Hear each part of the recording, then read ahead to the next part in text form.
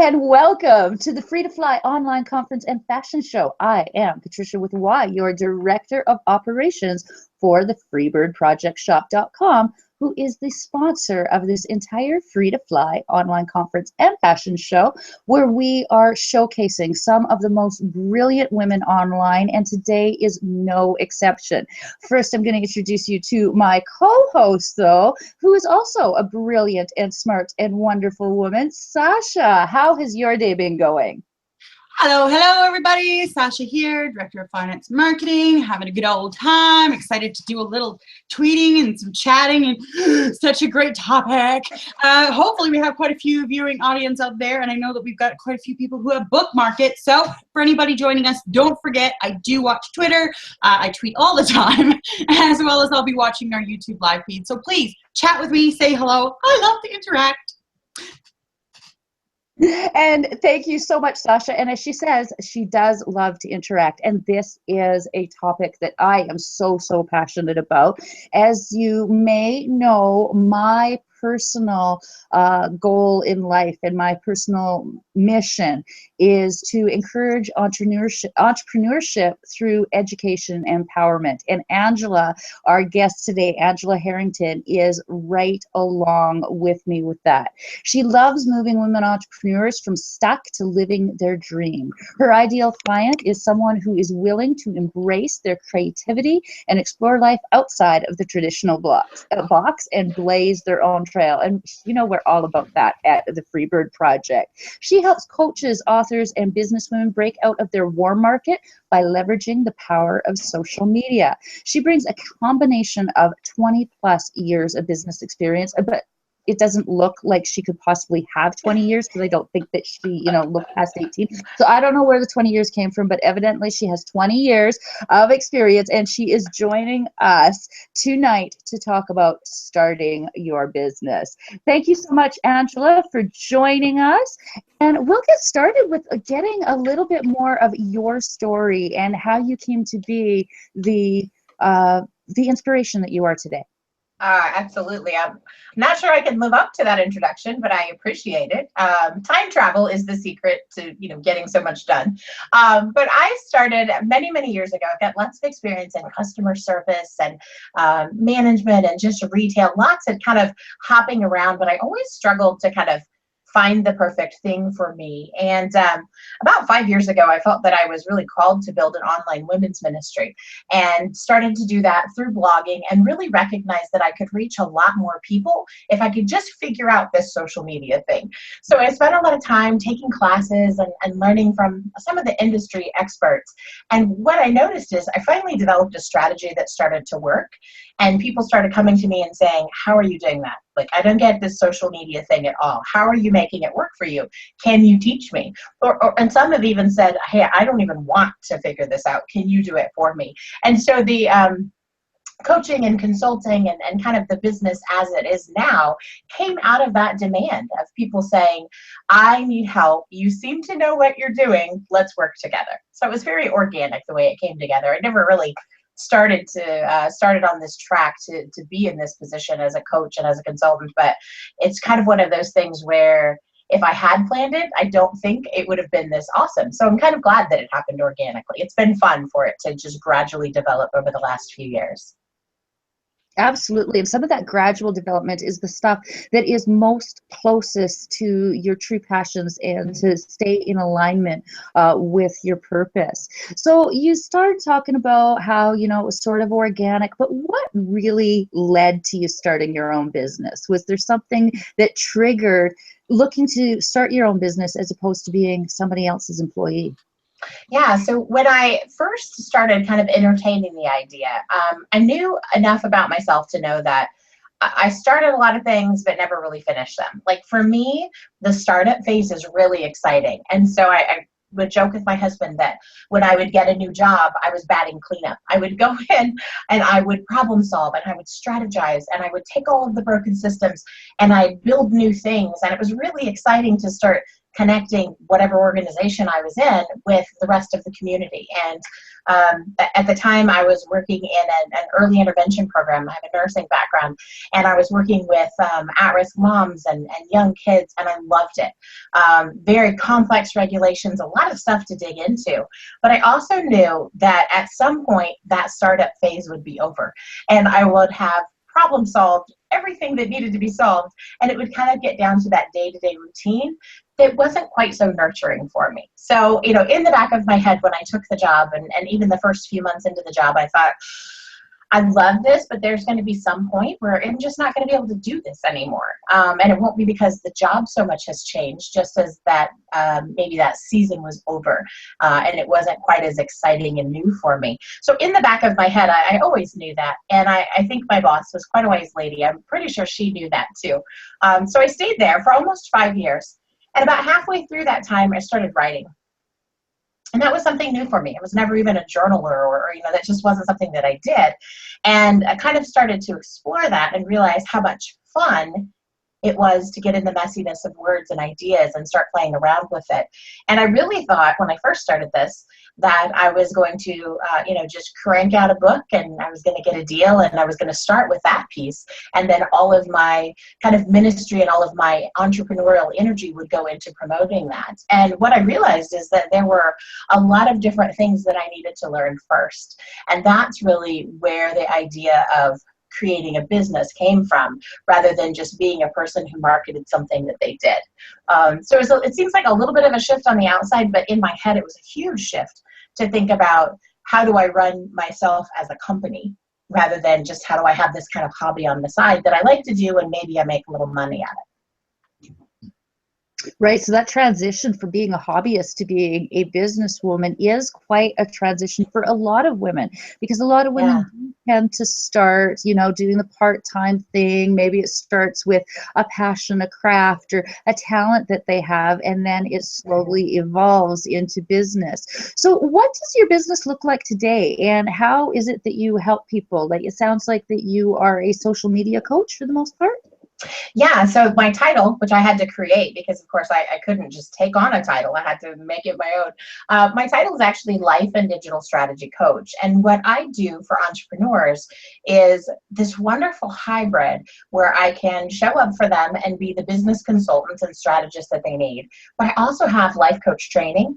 And so if we're working through something that's really more about mindset, or it's really kind of a fear or heart issue, we can stop talking about what button to push and start talking about that life coaching piece.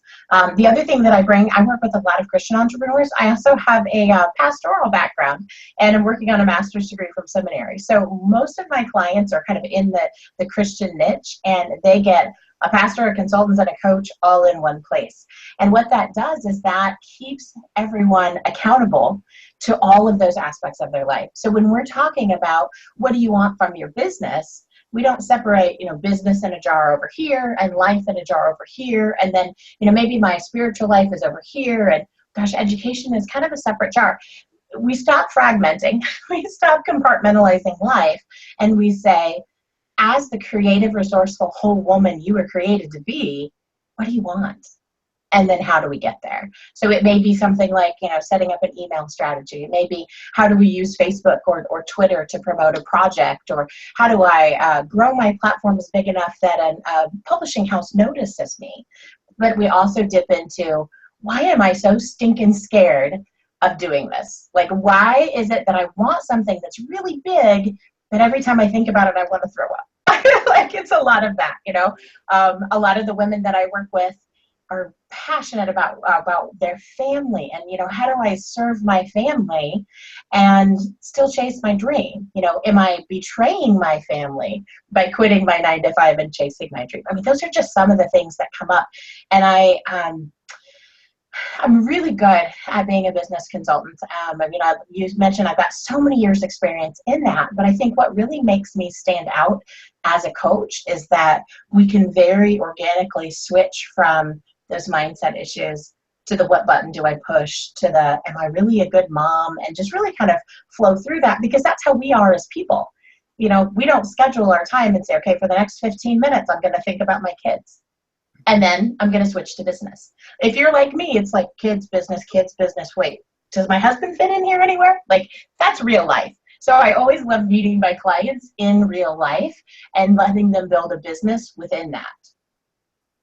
And that is absolutely phenomenal, because it is about that balance and about that pulling it together. I know that Right. I can relate to a lot of what you're saying, because my day job is as a business advisor and coach for a federally funded nonprofit here in the town that I Cool. live in. So talking about those mindset pieces along with the business side, because it's not just about the cash flow or the marketing, it's about balancing it with the life that you have and the community that we live in. And there are so many different aspects. So it is wonderful to be able to offer a holistic approach to building a business, especially when it comes to building a business as a woman. I think that, and I don't mean to be prejudicial or, but, men tend to be able to fragment more and to keep things in the boxes without them sort of spilling into each other. Whereas women tend to flow from, that one space and trying to move all the pieces at once. We tend to be more judgmental, I find. So, yeah. And so over the last, you've been in business for nearly 20 years, some of it on your own and some of it as an employee, but you have been able to be on that outside and looking at the change. Can you talk a little bit about how starting a business has been really totally revolutionized by the internet, tech, and social media that you specialize in? Right. Yeah. I really feel like tech is kind of the great equalizer. There are some amazing theories on technology and how it shapes us and how we shape technology. And there are these little leaps that you see. Things like the printing press, right? The printing press gave people access to the written word in ways that they didn't have access before. It was, really reserved for the elite. And so now, if you could read, you could access all this knowledge that in the past you weren't good enough for, or you didn't have the right social class for. I feel like our technology today is doing the same kind of thing. I don't know where you guys are at, but I'm in rural Midwestern Indiana, and there are only a certain number of people who fit my ideal profile here. So, there may be lots of Christian entrepreneurs, but they may not be ready for the big scale kind of coaching that I do. And life coaching itself, even though it's a phenomenal tool, isn't really well known in this area. Sometimes it's looked on as something kind of woo-woo or kind of strange, or just, something that they kind of discount. And so if I were restricted to just this geographical area, I would really struggle with business. And what has happened through technology is I can reach people 24/7 all over the world in a highly targeted way. And that's how my page has grown so much. That's why we're having 10K months of coaching and consulting packages, because we're able to find that small number of ideal clients in a great big pond. So even if it's only 1/100% of people who are my ideal client, there's 1.5 billion people on Facebook. So that's a pretty big percentage. I'm not even going to do the math, but that's a pretty big percentage of people who need my services. And so I think that instead of going out and getting a 4-year degree, or even getting a master's or a PhD in your field and trying to sort of elevate your status through education, I think you can do a combination of traditional education and learning how to leverage the online platforms so that you then have that elevated platform. It used to be you had to go out and get a PhD, or you had to get an MBA really to be taken seriously in business. And now you don't. You just have to hone your craft and know how to get it in front of the people who already care about what you're trying to say. They just may not know that you're saying it. Absolutely, and that totally resonates with me, because as I said, I work in a rural area. It's northern Alberta, but as I've learned from talking with my friends in Oklahoma and Virginia and North Dakota, Ohio, there are rural places everywhere where it seems that we don't have that same service and that we would in the cities. And being a rural person, I was able to begin my writing career from a town of 500 that was not, it was in the Arctic. It was at the end of the Mackenzie River on the edge of the Beaufort Sea. Oh, I wow. think there were 500 people living in this hamlet. So and that was back in 1999. We did the Y2K crossover up then. But we did have internet. It was dial-up, and I had to pay by the minute. Oh, sure. Yeah, it was pay by the minute. We had to dial long distance. It was 10 cents a minute for the long distance fees back then from way up there. I mean, this was way up there. Wow. But I managed to begin my career and make money from there and begin with that writing. So it doesn't really matter where in the world you are, if you can get that connection, even if it is dial up, which hopefully most people are off of by now. I can still hear that the screeching noise of the modem. Yes. Wow. That's a time traveling thing too. That was time travel. And the thing was that even as recently as 2005, I had to be on dial-up for being in a town so small that they didn't have high-speed access. Right. Since then, but I mean, that was only 10 years ago. And I'm not even sure whether that particular town has high speed yet. So still plenty of area where it's not but it's still possible even from those areas. There's no place that's off the map or off the grid anymore unless you choose for it to be. Right. Especially with the rise of cellular networks. I mean, this is a ridiculous tool. And, you used to, again, have to pay by the minute. And if you had data, you had to pay just ridiculous amounts. And now so many of the phone companies are going back to the unlimited data and, the basic packages where you're really getting a lot of bells and whistles that make it so much more accessible than it used to be. It's really an exciting thing to watch and to just think about how far it's come in 5 years and how far it's going to be in 10 to 20 years from now. Absolutely. We can't even begin to imagine what it's going to be like with this Internet of Things and everything going on. Now, when people are thinking about starting businesses, a lot of them think of a traditional business, a brick and mortar, where they, become a hairstylist or a childcare provider. Now, but I want to talk about what are the benefits of starting a business online instead of a brick and mortar business? Yeah. So if you're looking at kind of the franchise model, it's hands down, it's so much more expensive to start a franchise than it would be to go into an online business. I mean, you can Google the cost of franchises. There's many sites out there, and they could be $500,000 to $1 million just to buy in, just to get permission to use the recipes and the name and those kind of things. And that's not even covering your payroll and your first year's expenses. So you have to recognize how expensive that is and the fact that you forever have to pay them a portion of your proceeds. So you're buying the startup, but you're actually renting it. So you're always going to be limited by whatever that franchise is that you're buying into. So we kind of take that one off the table. That's not accessible for most people. Starting a local brick and mortar business can also have a lot of those overhead costs that you don't find online. So, if you're a hairstylist and maybe you're opening your own shop and there's a dozen people that are going to be in there with you, you're still assuming all of the financial risk for that. Now, that's a lower risk if you're just kind of an independent contractor going into someone else's shop. But then again, you're paying your booth rent. You're paying for that space, and a portion of your fees of any tips that you make, a big chunk of that is going to go out to someone else. That may only be a few $100s a month, but for a lot of us in these rural areas, a few $100s a month is a huge difference. That's the difference between biting your nails at the end of the month and taking a deep breath and knowing that you're okay, right? Like it's that kind of financial situation for a lot of people. Cool thing about setting up a business online is that there are millions of options, and chances are pretty good that whatever it is that you like to do and you're pretty good at, you can develop a business with it, whether it's a consulting model. There are a lot of places you can even sell printed products.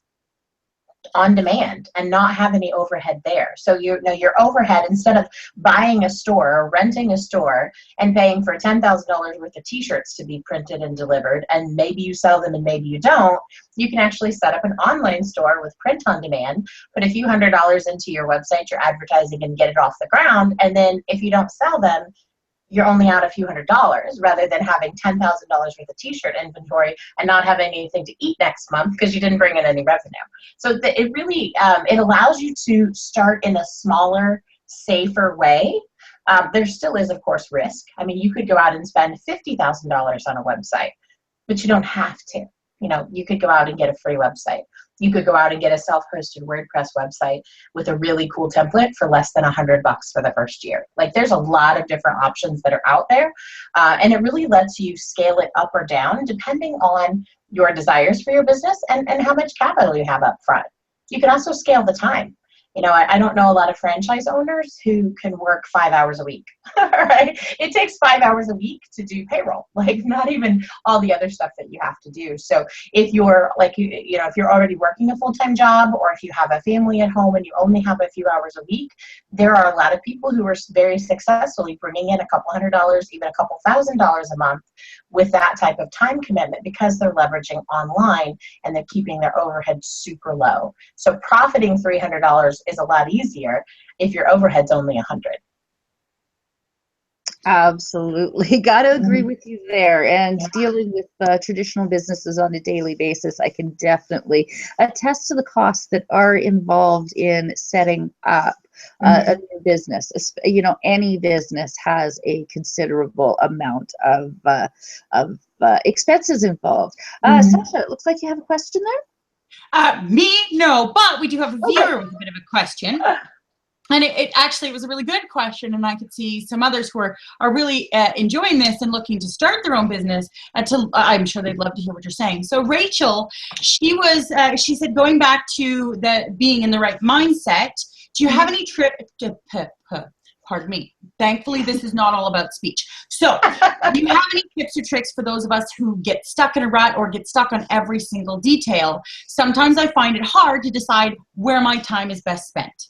Yeah. Okay, great question. Thanks, Rachel. So one of the biggest things that we deal with as entrepreneurs, and I mean, I deal with this as a coach, but I also deal with this in my own business, is that there's a lot of anxiety and there's a lot of fear. That's totally normal. What we want to guard against is that fear and anxiety, we don't want that to become kind of paralyzing. So one of the things when you feel that like overwhelm start to rise, I mean, there's even you could probably feel it physically, is to kind of just take a deep breath and say, where the crap is this coming from? Because chances are it has nothing to do with what's in front of you. So if your to-do list is 10 things today and you're starting to feel that anxiety, it's probably not because of those 10 things. It's probably because there's a fear, there's a negative thought, there's something that you've either been told or you've maybe said to yourself that's resonating with the fact that you have so much on your plate today. I'll give you an example that we use in coaching a lot. We talk about this as the saboteur.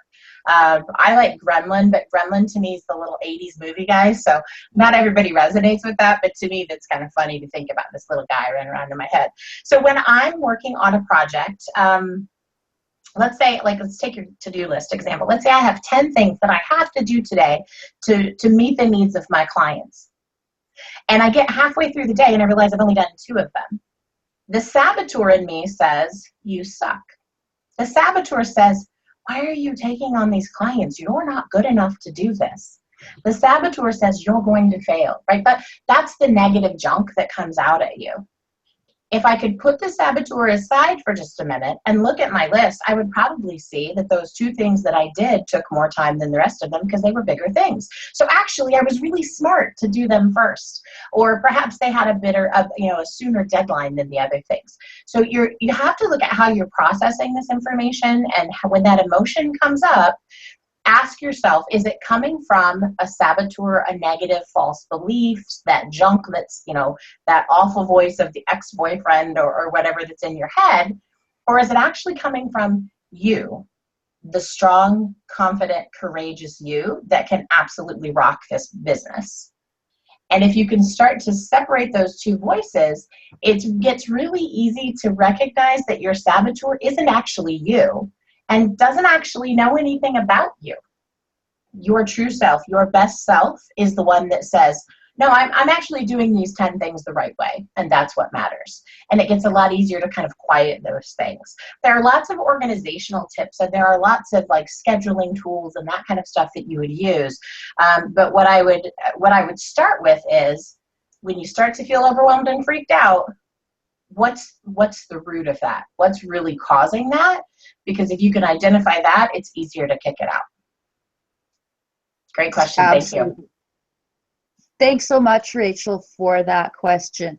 Now, going back to what you were saying about, being able to do a lot within 5 hours a week or what have you around the family and so on. What I'd really like to know is, what tips do you have to share with the viewers to ensure they're not sacrificing the values? I know that a lot of women worry about sacrificing their values while building a business, because there's a lot of information out there that says, if you're a business owner, you're a certain way. So do you have any advice about how you can maintain your values, whether you're building a business or working for an employer? Yeah, so the most important thing is to recognize that the way you want to do it is probably not wrong, right? Like, that's where we get into a lot of conflict. So for me, I prefer to work from home. Other people, it might be better for them to work outside of the home. It may be that having a home office for a couple of hours a week works for you, or it may just create this enormous amount of stress for you. There's no right or wrong answer there. So when we start to decide that we're going to be an entrepreneur, we get to define how we do it. And I think one of the greatest struggles with online entrepreneurs is that we are bombarded by so much information, so many cool freebies that are out there, so many podcasts, so many things in our news feed where people are giving us good advice on how to run a business, that we forget that we get a say in it, right? Like, it's, again, we're not using the franchise model. We're not buying somebody else's plan and plug and play, and that's what our business is. We're saying, what is it I want to do? What product do I want to create? And what tone do I want to set? So if you're looking at all of these freebies that are out there and all of this information that's online, sometimes it's really easy to see everyone else as the expert and you as the newbie who really doesn't know anything, and it just creates this enormous sense of doubt. So however you want to do it, do it. If you want to do it with your toddler sitting next to you on the floor coloring, do it that way. If you are the kind of person that needs to stay up super late at night and do it because that's when you're creative, do it that way. I know a lot of people who love kind of living this entrepreneur life, but they still keep their day job part-time because there's something fulfilling in that for them. So to look at a full-time entrepreneur and say, man, I'm not really a success until I do it that way, would be totally wrong for them, because it's about building something that fits you, your personality, your skills, your calling, all of those different dreams that you have for your life need to be your dreams. And that's when we can start kind of triaging what needs to stay and what needs to go. Absolutely. And that is some excellent advice, because it really is up to you. When you're the boss, you are the boss. And that means of everything. You get to decide what your business looks like. And if you need help in figuring out what your business needs to look like to satisfy you, there are, of course, coaches like Angela, like myself, who can help transition and help bridge the gap between where you are and where you want to be. Now, because you are a social media expert, I'd really like to get your advice for the viewers who have not gotten into social media. What do you have to share with those viewers who are going like, yeah, no, social media, it's not my thing. I dabble over here, but I don't want to play. So what do you have to say to them? Yeah, so my honest advice is, if you haven't dabbled in social media, just wait till the election is over. just give it a week and a half. It's not going to kill anything. If you're not in there now, just like, no, but it's kind of a hard space right now, because there's so much negative energy, and there's so much kind of scarcity, and there's just kind of this over the top vibe right now. So yeah, if it overwhelms you, just wait a week or two and then jump into it. But not thinking about the political state of our country right now, I would say the biggest thing is to not try to do it all at once. And again, don't look at the 100 different social media experts that are out there and try to implement everything they're doing, because you will drive yourself batty. I know this from experience, right? Like these gray hairs right here came from listening to too many people. And it's not that those individuals who are teaching are wrong or are teaching you bad stuff. It's just that there are multiple strategies that work. So Facebook, I can think of probably 10 different experts that have their own strategies, and every one of those strategies work. But you can't implement them all at the same time because they conflict with each other. So things like, how often do we post, and should we do ads, and how many, what time of day should we post, and just all of those kind of things. People build systems that work really well for them. But if you try to take 3 of those systems and combine them, it can be really overwhelming and really frustrating. And it just takes a ton of energy and a ton of money and time, which most startups don't have. So if you're going to start social media from scratch, I would say pick one platform and pick 1, potentially 2 experts that you follow and you like their style and you know that they're getting good results, and then implement those. And what you might find, and the reason I say 2 is because sometimes if we only listen to one voice, we get a little cubbyholed in things and we don't realize that there's other ways to do things. So, I would start with 2 and always do your research, because not everyone is as successful as their ads would make you think. So if someone is selling you a class, you need to see proof that they can do what it says in that class. So if I was going to sell you a class on how to grow your Facebook page, how to get more likes on your Facebook page, I would expect you to come to my Facebook page and see that I have 42,000 fans and be like, okay, that's a good number. If you came to my page and I had less than 1,000 and I'm selling you a class on how to grow the page, take that with a grain of salt. But maybe they do have a strategy, but it's really early in the strategy if their page is that size. Another one I see all the time is creating an engaged social media audience. People talk about how engaged their Twitter feed is or their Facebook pages.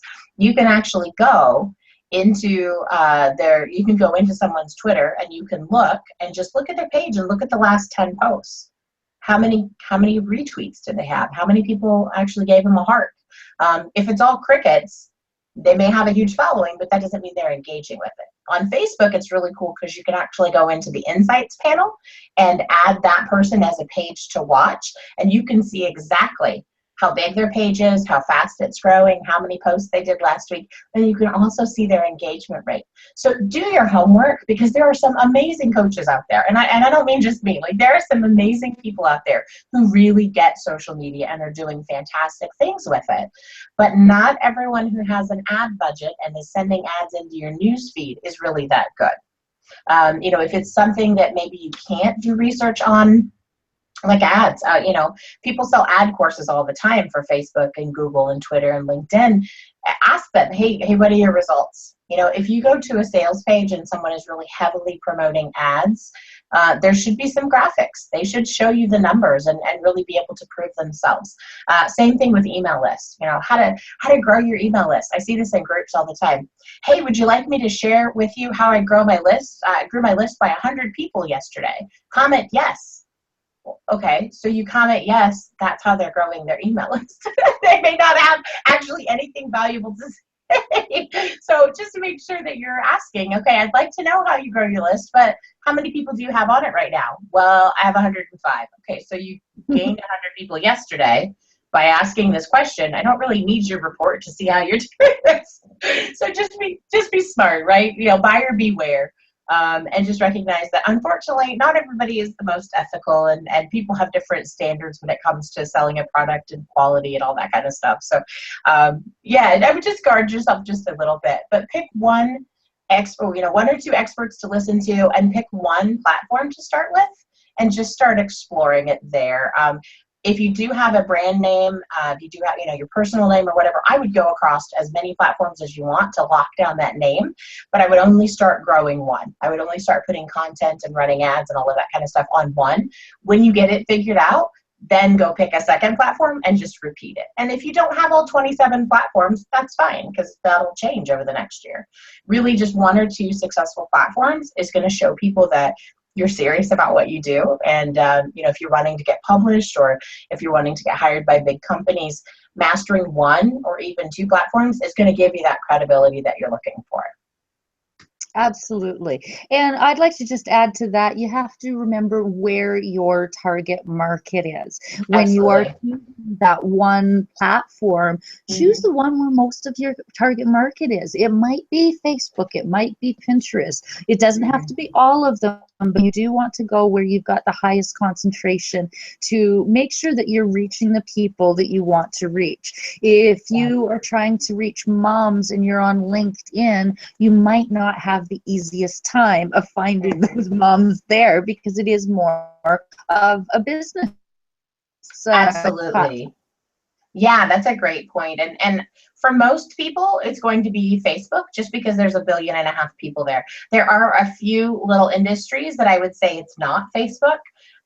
But the other reason I usually recommend Facebook is because that's usually the one people are comfortable with. So there's less of a learning curve for people who are using it personally. If you use Instagram all the time personally and you hate Facebook, start on Instagram, right? Like, especially if you're selling to yourself, if the person you're trying to reach is you, then you kind of know what you like. But yeah, definitely just start with one. Think about where your clients are. If you're not sure, find a competitor or someone who's offering something similar and go look at all of their platforms and see where they're getting the most engagement.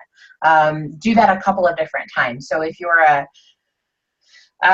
maybe you're a perfume company, maybe you make custom scents for people, go find someone who's doing that and see if they're really getting a good response from the highly visual people who follow Instagram, or if maybe Snapchat is working really well for them, or Facebook is working really well because they have a slightly different demographic.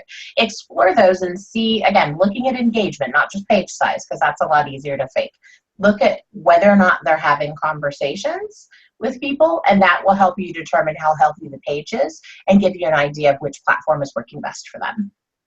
Absolutely. And that works with the entire thought that social media is social. It's about developing those relationships. It's not about just the likes, it's about the conversations. So excellent advice there. Now, for those, we are getting close to, today is November 1st. We are 2 months away from a brand new year. I know a lot of people are starting to focus on that end of year. What do I want to do next year? Do you have special advice? You've been through this a few times before, with having that new year and the new business. What tips can you share about setting goals personally and professionally? Yeah, so there's a couple of things to keep in mind. I know with the online shopping season during the holidays, a lot of times we don't get a chance to plan our next year the way we want to. So the first thing I'm going to do is we all need to give ourselves permission to say, November and December is all about holiday sales. Then I need a couple weeks off. And so I'm not actually going to start my new year until February. And so that you have January to plan. Or, some of you guys have been around, we've done business for a few years. We can start planning in like September, October, knowing that November and December are going to be crazy. Be flexible. It's kind of like we talked about earlier. Do what works for you. And just because the entire world is saying change happens January 1st, your business doesn't have to if it doesn't fit. Now, if it does, if you're just ramping up, this is a great time to say, what do I really want from next year?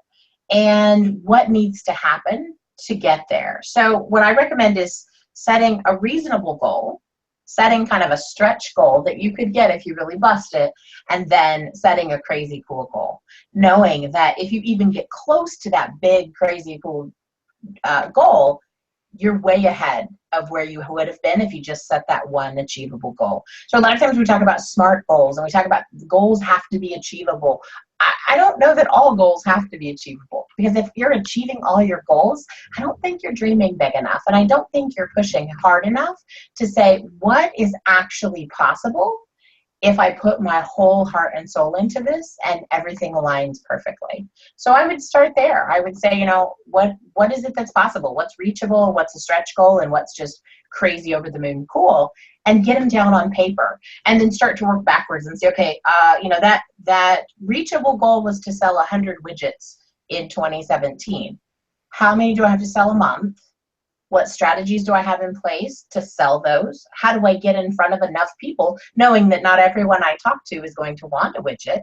If your conversion rate's about 10%, okay, so I got to talk to 1,000 people to get 100 people to buy, or I got to talk to 10,000 people to get 100 people to buy. Like, kind of know your numbers. And if you're just starting out, start working on it. And if you get 2 months in and it's totally different than what you thought it would be, adjust your goals. I mean, that happens a lot the first couple of years. Absolutely. The first couple of years are all about experimentation and trying new things. And you will find, even as you get down the years, I've been in business now for 19 years off and on, various businesses. And even as you know things change. Technology changes, markets change, the economy changes, what people are into and buying changes. When I first had my babies, there was a completely different way of doing pictures than there is now. Back when I was a young mom, all of these photographers who were doing the newborn sessions and the maternity sessions, those cost about $3,000 a session back when I had my first baby, because they were still working in film. Now you can get sessions for as little as $300 if you are shopping local from a new mom who's starting up in photography. So there's quite a difference, and things do change over the years. Don't be afraid to be flexible and to work with your business. When you start to get into that place where you think you know everything, that's when it starts to go downhill. And know that your intuition is sometimes going to pop up and nag at you. And it's okay to say, I can't sort this out this week. I'm going to set this aside and come back to it on Friday, or come back to it on Monday. Like, that's one of the things that's so hard when you're setting all of your own goals and you're really driving this thing. There are just going to be times where you don't have enough bandwidth to figure it out. And rather than sitting there and beating yourself up and feeding that negative saboteur voice, just shut it off, walk away, do something that's not business related, that energizes you, that nurtures you, that's creative, that, maybe you just need to sleep, right? No entrepreneur sleeps enough. But give yourself permission to walk away and know that it's still going to be there tomorrow, and that's okay. You don't have to solve the world's problems today. Excellent advice, Angela. I think that a lot of times we do think that we have to sort everything out in one day, get it all, and it never does. Right. We are running towards the end of our time together, but it looks like Sasha has a question from the audience, so I'm going to pass over to her. You can always tell when I have an audience question, because I'm usually sitting there going, I just thought you were happy to see me. Exactly. But you know what? I'm really, really thankful that we do have audience participation. And we just got another comment from a gentleman in our audience, Russell. He was asking if you have any advice for those of us who are forced to do more organic growth. So I would assume people who aren't able to afford the cost of advertising. So growing business when there is no money. Yeah, thanks for that. It's a great question. One of the things I think that we are really, we really misjudge is what's the true cost of organic growth, okay? Nothing is free. Most of the time when I hear an entrepreneur say they don't have the money to do something, they say, I don't have the money, but I have time. And that is probably true to a certain extent. But anytime you're doing organic growth, anytime you're kind of, you're in the groups or you're sharing your stuff or you're forming collaborations, that takes time. And so you have to be really careful about balancing it out and saying, okay, I could spend $50 to get these results, or I could spend 50 hours getting those results. What's your time worth? So you have to balance that. And I know in the beginning, we all really have to do a lot of things that are probably way below our pay grade. And that's okay as a startup. Just keep in mind that if you're growing your business, you're very quickly going to get to a point where it doesn't make sense for you to keep doing that. So some of the things that you can do free, you can be on podcasts, you can do guest blogging other places, you can join some of the free groups online. I would just be really careful, because I think that the opportunity to do organic growth is really small. You're just going to really frustrate yourself, and you're going to end up burning more resources than you would if you can skimp and kind of squeeze out a little bit of advertising budget each month. Maybe go with a free website for a little while. Maybe go with a free email server. Maybe not do some of those things that are really best practice right up front, knowing that within 3 to 6 months you're going to have to make some changes. But that at least gives you a little bit of budget to start with.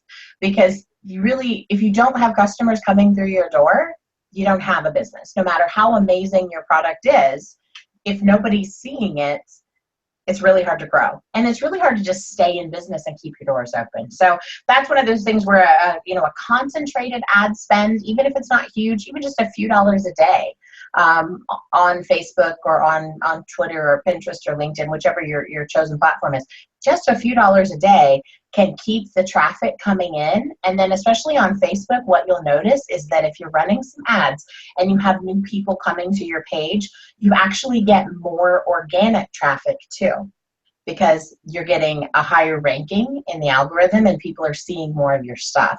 So it's a situation where 1 + 1 doesn't always equal 2. Sometimes a little bit of paid advertising, a little bit of free advertising actually equals up to 3, 4, or 5, which then lets you get your business off the ground a little faster, and also allows you to target the right people, so that when you're bringing people to your page, you know that they're who you want to have on your page. They're not just other business builders saying, hey, I'll give you a like. You like my page, I'll like your page. They really aren't going to come back and buy your stuff. They're supporting you. I don't think they're doing anything wrong. But what good is a page of 1,000 people if they're all other business builders who never intend on buying your product? So it's a tough place. I think organic growth was probably a lot easier, 3, maybe even 5 years ago. It's a really, really tough environment right now. And that's definitely on Facebook, but pretty much across the platforms. So I would always consider your time when you're thinking about doing things for free, and what your time is actually worth. Even if you're not getting paid yet, your time still has a value. Excellent answer, Angela. And one thing I'd like to point out too, wait a second. Am I speaking? Yes, I can hear you. Okay. I thought I had muted myself because I had to mute myself to cut earlier, and I thought I was still muted. But what I wanted to say is that it really doesn't cost that much to advertise on these platforms. A lot of times people think of newspapers or radio that do cost a significant amount to get into. But when it comes to the social media costs, they are quite low, and you can get away with as little as $20, $30, $40 a month in the beginning, and build upon that, because as you get results, and I'm kind of one that goes for a 10 times result return on investment from my advertising, so that if I spend $20, I'm hoping to make 200 from it. And if I'm not making it 200, then I start to adjust and play and so on. So 10 times is sort of my minimum. And so that's what I like to say is, how much do you want to make? Because if your goal is to make $2,000 and you think that you can make it from zero, you're really asking the world for a lot. There is value in that energy, and you have to give to get in a lot of cases. I do love organic, and I love getting people to talk about you, but putting that money into a little bit of ads, it doesn't have to be that much, is, an awesome thing to do. Now, as we are getting ready to wrap up, now, do we have any more questions from our audience that haven't been covered already? Hi, I suppose I should hit the mute button. See, I did it. No, but I did it. We've had quite a few people popping in and out. We've got a lot of likes. It looks like the content's been really good, but you've managed to answer all of the questions, which is fantastic. So for my part, and on the part of our viewing audience who has been so kind to chat with me today, thank you so much for joining us. And Angela, thank you for being here. It's been absolutely fantastic. And woo, tweeting. You're welcome. Yeah, thanks for fielding all those Before questions. we go, was there anything that we didn't talk about today that you're really passionate about that you'd really like to get out to the free birds out there today? Yeah, I think I actually had a conversation with a gentleman earlier on it was an interview, and kind of stumbled across something that I've never been able to really put in words before. We were talking about, who's your favorite entrepreneur and why do you respect them so much?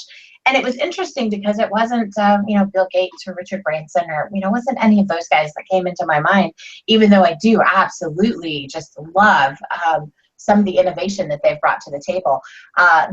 The favorite entrepreneur is actually someone here local who has managed to do world-class stuff, but has chosen to stay in this rural community and pour back into the community. And so I just think, we started talking about small communities and how it can be hard. I think sometimes we're in these small communities for a reason, and we can absolutely, I think the measure perhaps of success is having people say, wow, if she went to Boston or if she went to New York, she could sell her stuff for 10 times more, but instead she chooses to stay here and invest in the community. So for those of you guys that are in smaller communities and that are, maybe in some places that just seem like a ridiculous place to build a business, do it anyway, because your entrepreneurial spirit might be what starts a chain reaction in your community that you never saw coming. I think about my friend who founded the Larksaw Coaching School, and that's what she's done. She's impacted me. She's impacted, 30, 40, 50, 60 other people in our community are now thinking completely out of the box and completely courageous. And without her saying, no, this community matters enough to stay here, I don't think that would have happened. So just kind of a crazy new way to measure success and to think about if you're in one of those areas where you feel very isolated and no one else is being an entrepreneur, perhaps that's because you're the first and you're the spark that's going to start the chain reaction. Oh, that just gave me goosebumps, because a lot of times I have lived in a lot of small communities over the years, and I began my career as a copywriter in a very small town as my children were growing, and I know that we intentionally chose to live in a small town. We did not want to go back to the city, and I know that is a trend that is actually continuing. I've done some studies on rural research, and we're actually getting a lot of rebound people who are coming back out of the cities to enjoy some of the slower pace of life and enjoy the fact that we don't have traffic jams except about once a day when school lets out and the buses. So, that's about, or when there's a concert in town, or when the hockey game is on. We don't get the same pressures and responsibilities as we do in the city, and I think that it is important to really have gratitude for that, and to have gratitude for the small places we start, because it is an amazing place. We can be on a global scale. You can be world class wherever you are, and I know that I feel blessed to live in the community that I live in, and we just made a Guinness World Record last year with the most snowmobiles in a parade. We had over 1,000 snowmobiles. I mean, it's fun, and but that's Guinness Book of World Record material right there, right? So and there's not so many places we're the only place that can say that. So those small town things might seem hokey, and perhaps our kids might be like, oh mom, I can't wait to get out of this place. But when it comes down to it, there are some beautiful, beautiful things about living in a rural community or small town. And even if you're sitting there going, I live in the big city, lady. If you are there, there's still that neighborhood feeling, that neighborhood connection. And so much of what we're doing with Freebird is building that global community of supporters for survivors and of entrepreneurs, so that we can come together and share this and live our big dreams out loud, where we are and online. So thank you so much for coming and being a part of that, for sharing that it is entirely possible to be an entrepreneur from anywhere. You can be a business owner, and you can be who you want to be and make your dreams come true. And if you need help, there's beautiful people like Angela who can coach you through it. And of course, I have my Triumph coaching at patricia.com. And you know, if you need a VA, then there's Sasha that you need to call, who can help you put pieces together. It's all about strategy and putting your dreams into action. Those small steps that we were talking about last week in some of our earlier sessions. Take that one small step. Take that 30 seconds of insanity and do what your dreams are telling you to do. So that's wrapping it up for this edition of the Free to Fly online conference and fashion show. We've got some great guests coming up over the next couple of weeks. We are running straight through till November 25th. That's the day after Thanksgiving for those of you in the US. So keep coming back, keep watching our feeds and seeing all of these amazing guests who are coming up. Sasha, do you have any last words before we sign off for this evening? Yes, of course. As always, beautiful piece of like what I'm wearing today. One of my favorites, by the way, are available on our thefreebirdprojectshop.com. So remembering, of course, this is how we make all of these wonderful things happen. You can find our schedule for any upcoming webinars and well, these amazing sessions. They'll be on the freebirdproject.org. And I mean, as always, please look us up, reach out, follow, click, like, love, subscribe, whatever you feel like doing today, and knowing that we absolutely love your patronage. Thanks so much, Sasha. And I will point out that I am not wearing the Freebird stuff today, simply because I was doing some videos at my day job. And at my day job, because it is local, I like to wear local clothes. So all of these come from local places in my community, White Court. So if you want to shop for those, you got to come to White Court. Visit me. Come see the snowmobiles. Next issue, I will be definitely wearing some Freebird Project shop stuff. And for now, we will sign off. Thank you so much for joining us, and do come back again for more of the Free to Fly online conference and fashion show. I'm Patricia with a Y, the Director of Operations. Thanks.